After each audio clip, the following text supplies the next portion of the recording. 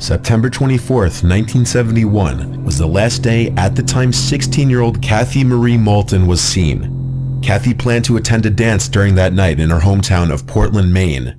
She asked her father to drop her off on Cumberland Avenue that evening. Kathy wanted to purchase a pair of pantyhose and some toothpaste before preparing for the dance. She stopped by a music store on Forest Avenue later in the day to visit a friend. She told her friend she would see her at the dance that evening, and then said she was going to walk home, which was about 1.5 miles away.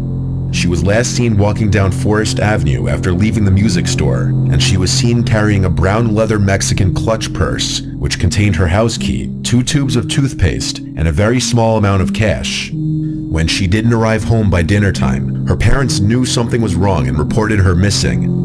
Kathy was seen in a stolen blue Cadillac with her friend named Lester Everett, though it is possible that Kathy willingly left with him. There were reported sightings of Kathy, Lester, and another young man in a remote area of Aroostook County a few weeks after her disappearance. The second young man was Ronald Reed Purley. However, Lester was eventually found alone, and he claimed to not know where Kathy was.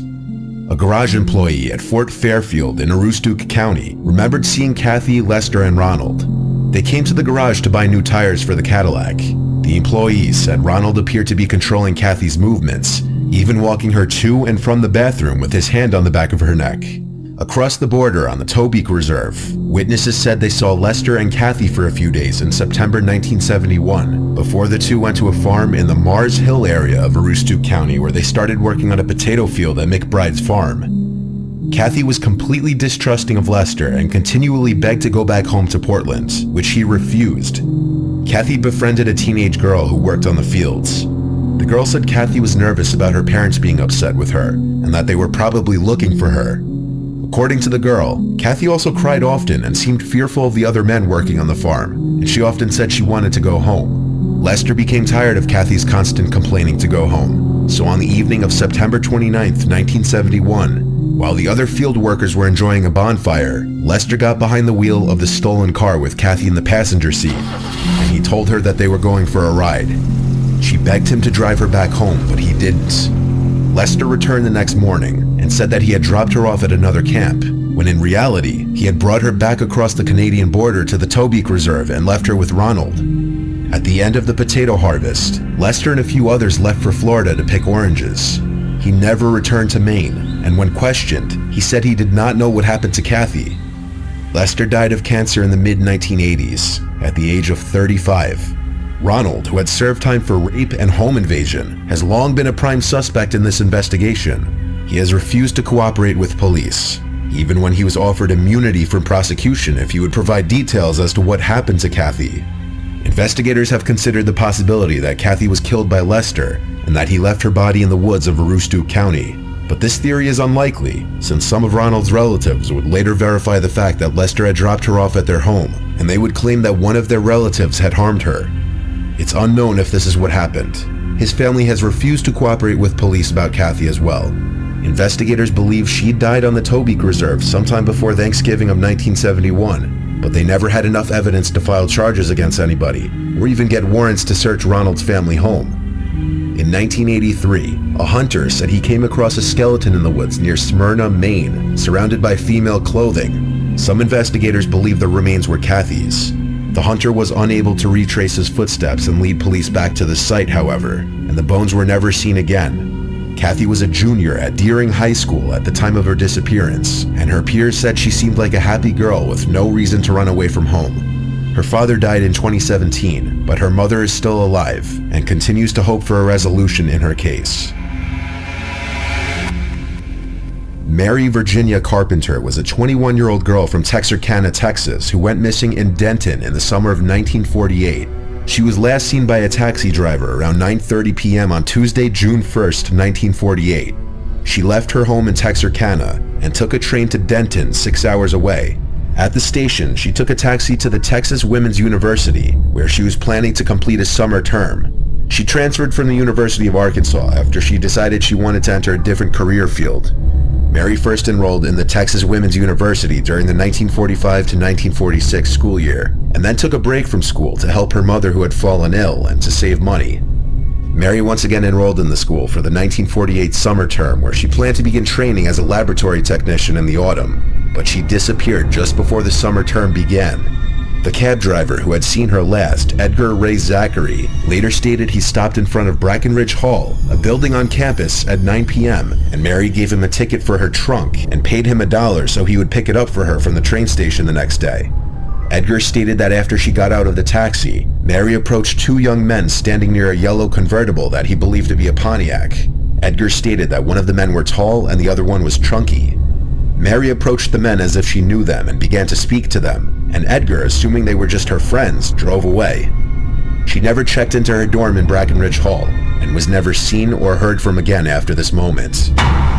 Some of Mary's former boyfriends stated she became infatuated easily and speculated that she ran away with a lover, but her family did not believe that she would leave without telling them, as Mary was very close with her family and it would just be completely out of character.